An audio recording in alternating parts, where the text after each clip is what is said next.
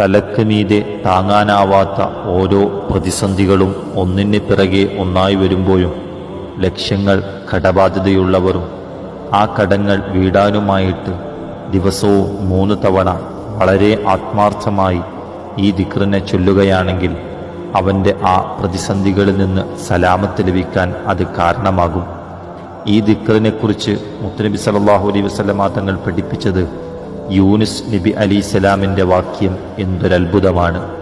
ഈ ദിക്ർ വലിയ ആശ്ചര്യം തന്നെയാണ്. മുത്തുനബി സല്ലല്ലാഹു അലൈഹി വസല്ലമ തങ്ങൾ പറഞ്ഞത്, ഈ ദിക്ർ ഒരാൾ രോഗാവസ്ഥയിൽ കിടക്കുകയാണെങ്കിൽ, ആരോഗ്യത്തിലാണ് അവൻ മരണപ്പെടുകയാണെങ്കിൽ അവർക്ക് ഷഹീദിൻ്റെ കൂലി കിട്ടുമെന്ന്, അവന് ആയുസ് നീട്ടിക്കിട്ടുകയാണെങ്കിൽ അവൻ്റെ ദോഷങ്ങൾ പൊറുക്കുമെന്നും മുത്തുനബി സല്ലല്ലാഹു അലൈഹി വസല്ലമ തങ്ങൾ പഠിപ്പിക്കുന്നു. ഏതാണ് ആ ദിക്ർ? ലാ ഇലാഹ ഇല്ല അൻത സുബ്ഹാനക ഇന്നി കുൻതു മിനൽ ളാലിമീൻ. മറ്റുള്ളവരിലേക്ക് ഷെയർ ചെയ്യുക.